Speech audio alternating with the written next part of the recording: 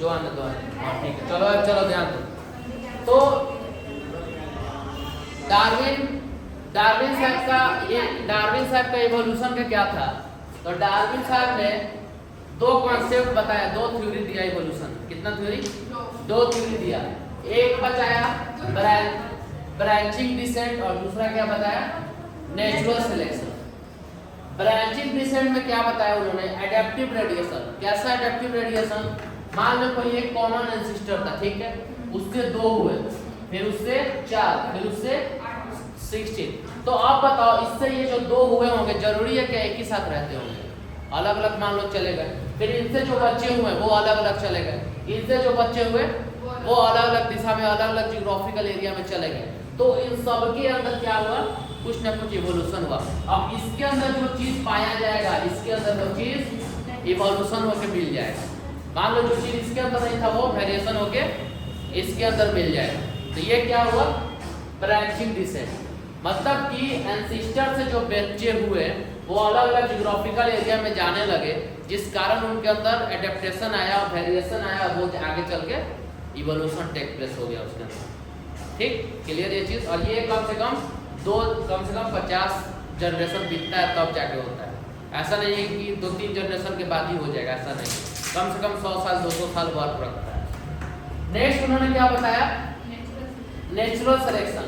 Natural selection का मतलब क्या होता है कि जो अपने इन्वायरमेंट के हिसाब से अपने आप को सही रखे, इन्वायरमेंट के जितने भी क्लाइमेट कंडीशन को, टेम्परेचर को सह सके, रिप्रोडक्टिव सही रह सके, तो उसको नेचर क्या करता है? सिलेक्ट करता है और वो सरवाइव करता है। और जो इस हिसाब से अपने आप को नहीं ढाल सके वो मर जाता है। जस्ट फॉर एग्जाम्पल छोटा सा, ठंडी पड़ने लगे तो हम लोग अपने आप को उस हिसाब से ढालते हैं ना। जैकेट पहनेंगे उससे ज़्यादा ठंडी पड़ेगा, तो टोपी पहनेंगे उससे ज़्यादा ठंडी पड़ेगा, तो ये क्या कहते हैं, ट्राउजर और इनर ये सब पहनने लगे। ठीक, और जैसे जैसे ठंडी बीतेगा हम लोग कॉटन का कपड़ा पहनने लगे।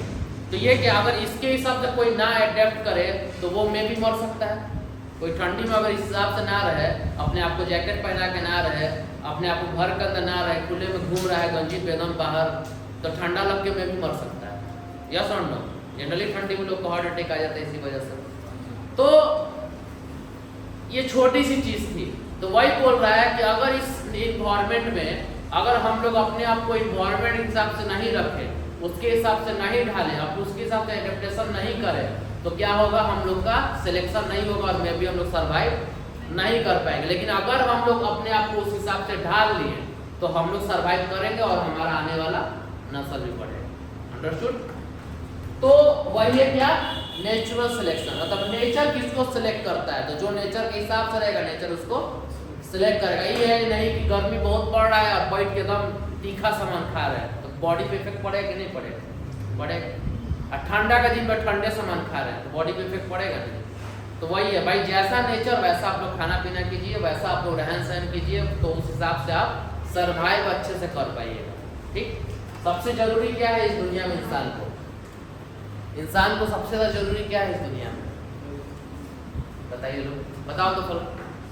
इंसान को इस दुनिया में सबसे जरूरी क्या है? खुद का बेइज्जती करना। इंसान को इस दुनिया में सबसे ज्यादा जरूरी है हेल्थ। हेल्थ सही रहेगा तो इस दुनिया में सब कुछ सही रहेगा, चाहे पैसा हो चाहे ना हो, हेल्थ सही तो सही है। ठीक, और दूसरा इसके बाद इंसान को अपने गुस्सा पे थोड़ा कंट्रोल करना चाहिए। अगर गुस्सा पे जो कंट्रोल नहीं करेगा तो उसका विनाश पक्का है। और जिसका विनाश हो जाए वो इस दुनिया में सर्वाइव नहीं करेगा। जो सर्वाइव नहीं करेगा वो मर जाएगा, या घुट घुट के मरेगा, घुट घुट के मरेगा। तो गुस्सा आएगा तो अपना नुकसान है, पढ़ नहीं पाएंगे, क्लास में बैठे हैं लेकिन मिजाज नहीं है क्लास में मेरा, क्या फायदा गर्मी में आने का? तो गुस्सा पे कंट्रोल करना, अपने नफ्स पे कंट्रोल करना, ये सबसे बड़ी महारत बोली जाती है। ठीक, चलिए जिसके लिए था वो समझना, सबके लिए था वो। चलिए तो नेचुरल सिलेक्शन जो है 3 तरह से डार्विन साहब ने इसको बताया। हम बताएं वो भी एक एग्जांपल है, लेकिन डार्विन साहब ने सोसाइटी मतलब रियल एग्जांपल देके समझाया। पहला क्या था? इंडस्ट्रियल मेलानिन, दूसरा केमिकल रेजिस्टेंस, तीसरा माइक्रोबियल एक्सपेरिमेंट। इंडस्ट्रियल मेलानिंग में उन्होंने क्या देखा, दो तरह का मौत था। एक एरिया था जहाँ पे दो तरह का मौत था, व्हाइट विंग मौत और डार्क विंग, मतलब तितली की तरह ये नजर आने वाली मौत। एक का व्हाइट कलर का होता है स्ट्रक्चर, उसका पंख उसका, और एक का थोड़ा डार्क ब्लैक या ब्राउन कलर का होता है। ठीक, तो जिस एरिया में रहता था सब, उस एरिया में व्हाइट वाला ज्यादा था और ब्लैक वाला कम था। रीजन क्या था, उस एरिया में जो पेड़ था, जो प्लांट था, उस एरिया में जो प्लांट था वो जनरली क्या था, लाइट कलर का था। किस कलर का था, लाइट कलर का था। तो लाइट कलर के प्लांट पे अब व्हाइट वाला अगर मौत बैठेगा और ब्लैक वाला मौत बैठेगा तो प्रीडेटर का नजर किसके ऊपर सबसे पहले पड़ेगा। कोई अगर हल्का कपड़ा है, लाइट कलर का कपड़ा है, उस पर कोई डार्क चीज बैठेगा और एक कोई हल्का चीज बैठा, तो किसके ऊपर नजर सबसे ज्यादा पड़ेगा, डार्क चीज। अंडरस्टूड। तो जिस एरिया में ये मौत रहता था सब, उस एरिया का प्लांट जनरली लाइट कलर का था, मतलब कि प्लांट का जो बार्क था ब्लैक पूरा नहीं था। देखते हो ना, कोई प्लांट का बार्क व्हाइट होता है, ग्रीन कलर का होता है। अब उसके ऊपर डार्क वाला बैठेगा मौत और व्हाइट वाला मौत बैठेगा, तो बाहर से जो उड़ रहा है प्रीडेटर, जो इसको मारने के लिए आया है, खाने के लिए आया है, वो इसको पकड़ के खा जाएगा और ये वाला बच जाएगा सब, क्योंकि ये उसी में मिल जाएगा। लेकिन जब उस एरिया में इंडस्ट्री खुला, क्या खुला, इंडस्ट्री फैक्ट्री खुलता है तो पॉल्यूशन बहुत ज्यादा होता है, एयर पॉल्यूशन। तो एयर जब पॉल्यूशन हुआ तो वहां का जितना पेड़ पौधा था सबके ऊपर वो उसके कार्बन का लेयर छपने लगा। तो जो एकदम व्हाइट कलर का बार्क था वो किस कलर में कन्वर्ट होने लगा, वो ब्लैक में कन्वर्ट होने लगा। किस कलर में, ब्लैक में। अब उस ब्लैक बार्क में ये व्हाइट वाला नजर आने लगा और ब्लैक डार्क वाला नजर नहीं आने लगा, वो अब मिल गया, अब अपोजिट हो गया। तो अब जो प्रीडेटर घूमता था सब, वो अब उसको कौन नजर आता था, व्हाइट वाला। तो व्हाइट वाला पकड़ के वो सब खा जाता था। ठीक, तो अब यहाँ क्या मालूम चला कि जो नेचर था, नेचर के हिसाब से ये अपने आप को एडजस्ट नहीं कर पाया, क्योंकि इसके अंदर एडजस्टिंग पावर उतना नहीं था, तो ये मर गया, सरवाइव नहीं कर पाया। ठीक, और इसका नेचर ने साथ दिया, इंडस्ट्री खुला, इंडस्ट्री ने साथ दिया, ये बच गया। ठीक, तो अब उस एरिया में व्हाइट विंग मौत धीरे धीरे खत्म हो जाएगा, बच क्या जाएगा सिर्फ डार्क विंग मौत। ठीक, तो ये एक तरह का एग्जांपल दिया। दूसरा एग्जांपल क्या दिया, केमिकल रेसिस्टेंस का। केमिकल रेसिस्टेंस में क्या होता है, तुम लोग देखे होंगे सर कि घर में अगर आप लोग सेम ऑल आउट लगा रहे हो तो मच्छर नहीं मरता है कुछ दिन के बाद, उसका आदी बन जाता है मच्छर, क्योंकि वो अपने आप को अडेप्ट कर ले। कोई लड़का को हो, कोई बच्चा को रोज मारोगे तो पिटौर हो जाएगा, अब उसको लाख मारो उसको असर नहीं पड़ेगा, वो अपने वाला बदलाव करेगा। होता है सब ना। तो ये ना, ये इंसान की फितरत नहीं है, जानवर की भी फितरत है। अगर उसको सेम चीज, अब क्या ही फर्क है, हमारे पूर्वज क्या थे, बंदर थे।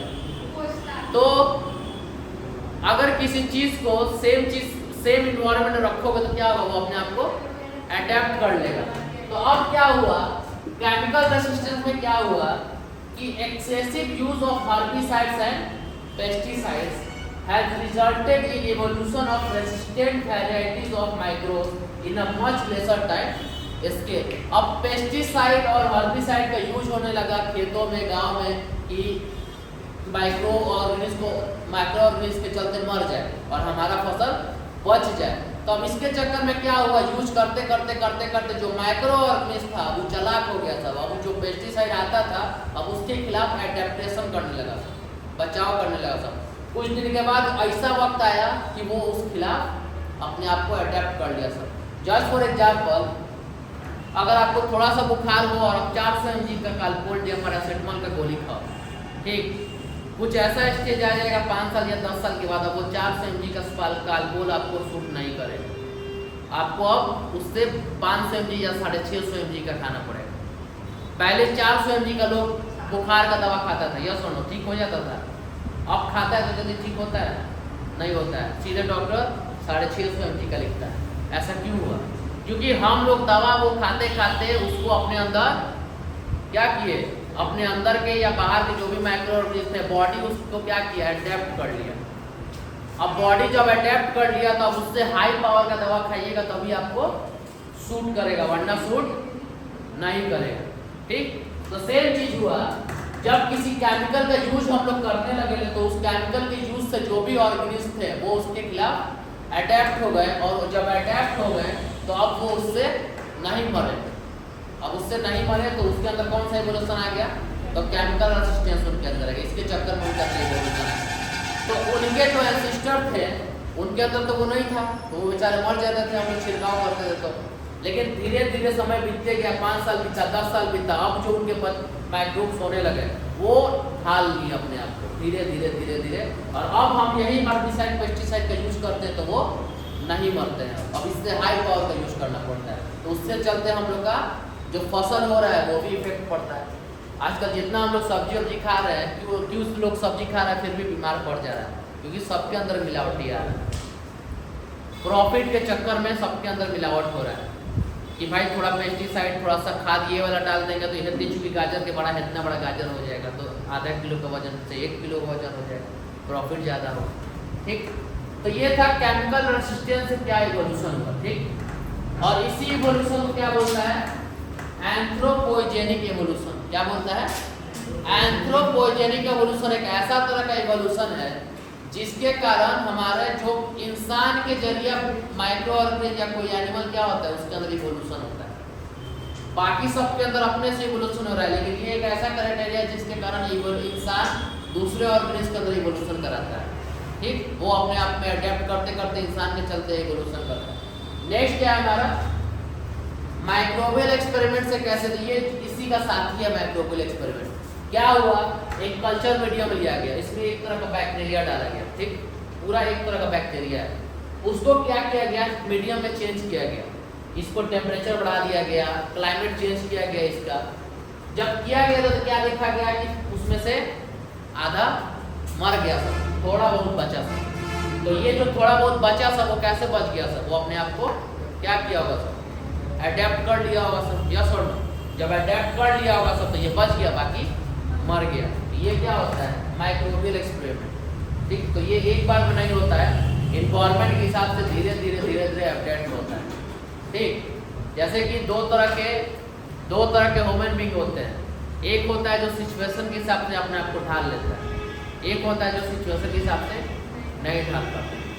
सिचुएशन के हिसाब से ढालना इन द सेंस क्या, घर में शादी पड़ गया, तबीयत खराब हो गया या कोई काम आ गया, फिर भी लेकिन पढ़ाई को एक तरफ से थोड़ा बहुत लेकर चल रहे हैं, या घर में कोई प्रॉब्लम आ गया फिर भी हम पढ़ाई को थोड़ा बहुत लेकर चल रहे हैं, जो अभी आप लोग का काम है।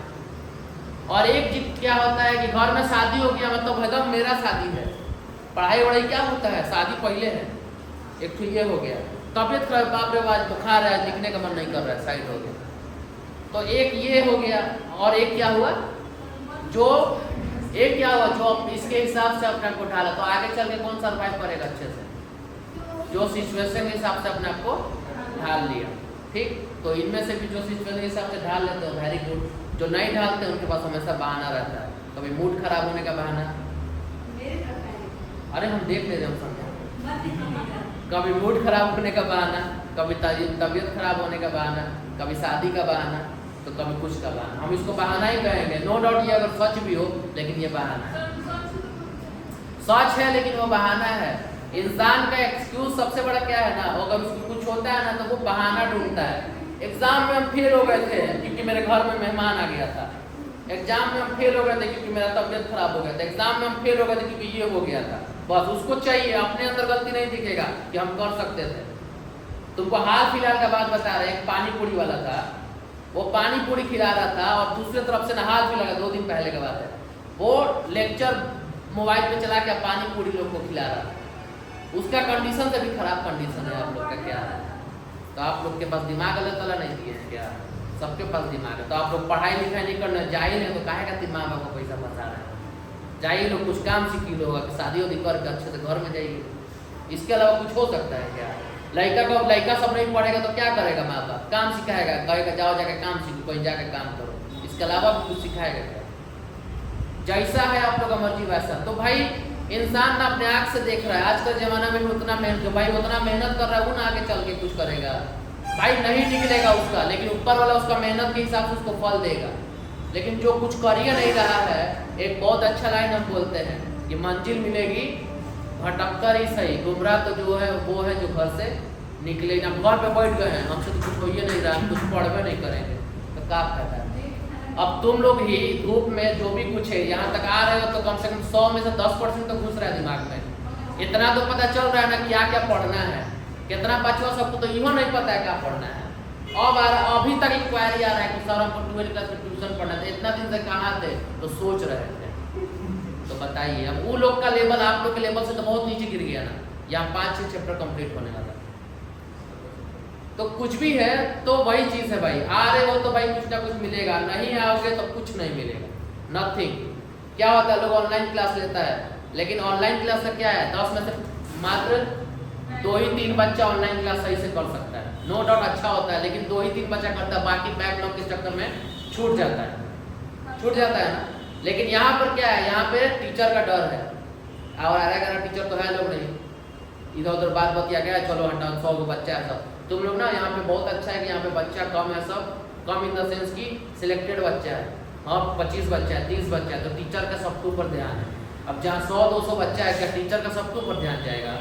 बच्चा पूछेगा तो टीचर बताएगा कि हाँ सर हमको डाउट है, यहाँ हमको पूछना पड़ता है, टीचर को पूछना बाबू कोई डाउट है पढ़ो, इस तरह पढ़ना उस तरह पढ़ना। तो यही डिफरेंट है। तो चांस बहुत अच्छा मिला है, पढ़ाई करो सब। अभी तुम लोग का कौन महीना चल रहा है? मई खत्म हो गया, एक तरह से देखा जाए तो आधा खत्म। आधा क्या खत्म, हम बोलेंगे कि कम से कम 70% टाइम खत्म आप लोग का, क्योंकि वो भी है, क्योंकि जब आप लोग का ये वाला दिन आएगा ना, कौन सा दिन, जब आप लोग का दिसंबर आएगा, दिसंबर, तो दिसंबर से ना आप लोग कॉलेज में ये दौड़ने लगोगे लोग। कभी भाइबा देने का डर, तो कभी प्रैक्टिकल बनाने का डर, तो कभी रजिस्ट्रेशन कराइए, एडमिट कार्ड लीजिए, आके प्रैक्टिकल दीजिए, पूरा दिसंबर जनवरी उसी में लग जाएगा।